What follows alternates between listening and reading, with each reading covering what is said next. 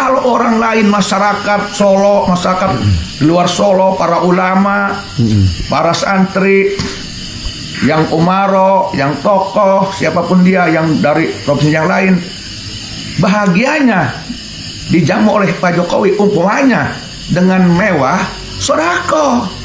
Kalau bahagianya dengan kesederhanaan, itu sodako. Berarti Pak Jokowi dan sekeluarga kemarin mampu membahagiakan siapapun orang yang datang. Dan itu sodako dari pandangan Islam. Ya kan? Kemudian dari sudut sosial. Dari sudut sosial yang bahagia itu ya bukan hanya tamu, tetap di masyarakat Solo. Saya menyaksikan sendiri, langsung dengar dari orang Solonya, bahwa orang Solo itu yang pedagang, yang punya kerajinan apa aja, itu difungsikan oleh Pak Jokowi. Yang dagang, yang bikin kue, suruh bikin kue, dibeli oleh Pak Jokowi. Bahagia tidak? Bahagia. Ekonomi jalan tidak? Jalan. Kenapa harus disalahkan? Betul. Berarti orang yang menyalahkan ini orang yang tidak ingin melihat warga Solo, melihat warga negara bahagia dan sejahtera. Koplak otaknya, dikemanain itu otak orang? Suruh main ke Banten. Betul. Suruh main ke Banten. Kalau dia oknum tokoh nasional, belum jadi tokoh nasional, harus kembali pada RT. Kalau dia ngaku intelektual, belum beres kuliahnya, belum S3 belum. Baca bukunya ngacak kali itu. Atau orang itu punya problem biologis yang tidak selesai. Kali-kali aja dia belum pernah tersalurkan dalam hasrat biologisnya. Kasihan, terhambat kebahagiaannya orang tersebut. Mau bilang pinter gimana juga, orang kalau belum terhambat, kalau belum tersalur biologisnya, selalu mantep. Kacau baliau. ya, bener. Ya kan, itu aja prinsipnya. Jadi jangan pernah menghukumi sesuatu kalau kita tidak tahu persis dari kejauhan. Ada yang bilang, saya pernah mendengar, katanya ini Pak Jokowi ini mengundang seseorang supaya datang karena tidak terkesan dendam. Salah juga menurut saya. Ini analisanya salah ini. Itu analisa SD itu. Tidak mampu melihat psikologi Pak Jokowi. Pinter dari mana pinternya? Tidak mampu melihat karakter dan psikologi Pak Jokowi. Mengapa Pak Jokowi mengundang seseorang yang mungkin dianggap oleh dia, menganggap dia itu mungkin pernah menyinggung Pak Jokowi, diundang supaya dia tidak dendam. Itu kepedean tuh orang. Pak Jokowi itu orang pinter, orang beradab dan berakhlak. Saya husnudon kepada Pak Jokowi dan keluarganya. Pak Jokowi dan keluarga mengundang orang yang dianggap oleh dia sendiri itu pernah menyakiti Pak Jokowi. Itu bukan karena dendam. Pak Jokowi orang pinter. Itu sebuah simbol isyarat. Kalau kau orang yang cerdas, kalau kau orang yang gentleman, jangan berkuar di belakang. Datang ke tempatku dalam satu resepsi atau tempatnya, bicara di depanku yang baik-baik. Itu orang pinter. Tidak jadi pinter kalau hanya berkuar di belakang. Muncul orang Banten, ulah doang anjing cariang, dia ngogok diburi, Tuhan dikaharap. Nah, dia tidak mampu melihat bagaimana tujuan Pak Jokowi. Pak Jokowi orang pinter, orang ngerti. Dan kesimpulannya, sebaiknya cobalah kita ini jadi orang yang dewasa. Jangan bentar-bentar dikit-dikit nyinyir, bentar-bentar dikit-dikit mengatasnamakan kritik.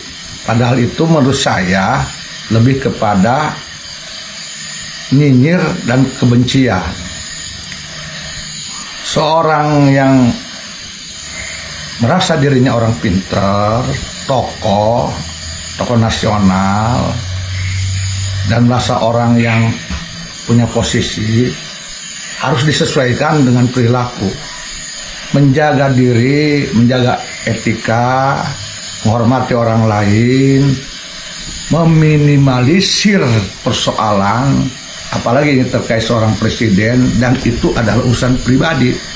Pak Jokowi sedang melaksanakan urusan pribadinya, keluarganya, bukan sedang melaksanakan sebuah acara yang sifatnya kenegaraan. Mestinya kita bisa memahami, jangan terlalu karena atas dasar kebencian kemudian segala cara dikomentari. Justru hal itu akan membuat diri kita jadi buruk di mata masyarakat Indonesia. Orang Indonesia ini sudah tahu, sudah mengerti, bisa membedakan mana yang tokoh nasional beretika, mana intelektual yang rasa pintar dan memang pintar dan beretika, mana yang tidak, mana yang justru mereka sama saja ucapannya dengan membuka keburukan dirinya, kerendahan dirinya sendiri. Jadi sia-sia kita. Dan menurut saya 1000 ucapan apapun kritik tapi berbau nyinyir yang di atas dasar kebencian tidak akan pernah berhasil mempengaruhi rakyat Indonesia. Tidak akan, karena menurut saya rakyat Indonesia ini sudah terlanjur cinta kepada Jokowi, sudah terlanjur percaya dengan bukti-bukti kinerja Pak Jokowi daripada banyak berbicara. Sekarang Indonesia ini, orang Indonesia butuh karya, butuh bukti, bukan butuh ocehan-ocehan tak bermutu yang hanya berpotensi mengadu domba, memprovokasi. Dan mereka tahu ucapan mana yang lahir dari kebencian, provokasi, ucapan mana yang lahir dari karena merasa ketidakpuasan.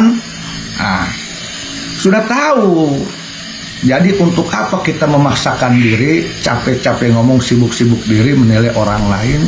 Padahal Pak Jokowi makin dihina, makin dinyinyiri, bukan makin tenggelam, makin naik, makin dicintai, makin disukai, dan masyarakat makin kasihan, makin simpati.